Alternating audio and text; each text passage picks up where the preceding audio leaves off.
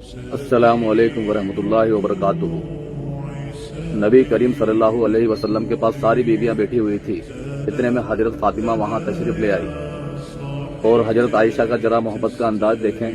हजरत फातिमा का उन्होंने जिक्र खैर कैसे किया। कहती है, अल्लाह की कसम, चाल ढाल में पूरी रसूलुल्लाह सल्लल्लाहु अलैहि वसल्लम के मुशाबे थी वो। यानी कि जब वो चलती थी तो लगता था कि रसूलुल्लाह सल्लल्लाहु अलैहि वसल्लम आ रहे हैं।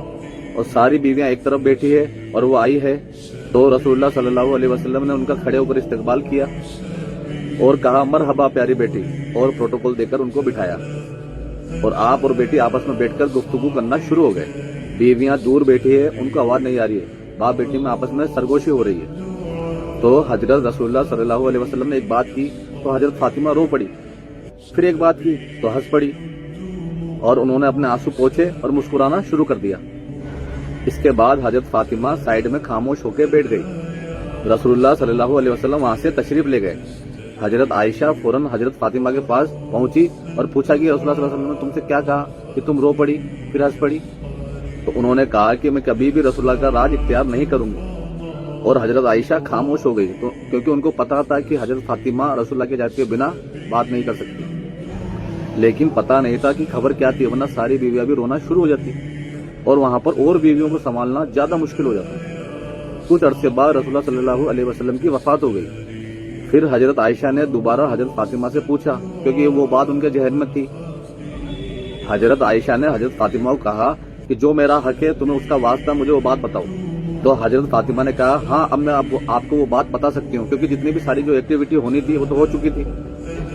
तो सुने, मुझे रसूलुल्लाह ने पहली दफा ये बताया था कि हर साल जिब्रील अलैहिस्सलाम एक बार आते थे और मुझसे कुरान सुनते थे और कुरान उसी सूरत में सुनते थे जब तरतीब में हो, और तरतीब में ना हो तो सुना ही नहीं सकते।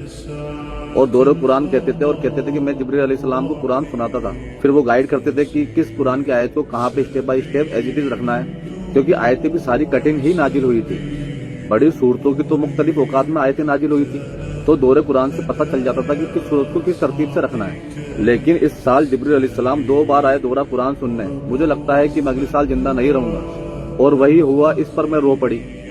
फिर रसूलुल्लाह सल्लल्लाहु अलैहि वसल्लम ने मेरी दिलजोई के लिए फरमाया, मेरी बेटी फातिमा, मेरे बाद सब्र करना, मुझसे बेहतर कोई नहीं हो सकता तुम्हारे लिए। क्या तुम उस पर खुश नहीं हो कि तुम जन्नत में मोमिन औरतों की सरदार होगी और मैं तुम्हारा इस्तकबाल करूंगा? बस तुम्हें सब्र रखना है। अब रसूलुल्लाह सल्लल्लाहु अलैहि वसल्लम के दुख का अंदाजा करें आप कि 3 बेटियां शादीशुदा जवान अपने हाथों से दफनाई हुई और एक बची थी, उसको भी बता दिया कि 1 महीने बाद तुम्हें भी फौत हो जाना है मेरे बाद, सिर्फ 22 साल की उम्र में। हजरत फातिमा की उम्र 22 साल थी जब वो इस दुनिया से चली गई। इन्नल्लाह मस्साबिरीन वक़ाल नबी सल्लल्लाहु अलैहि वसल्लम।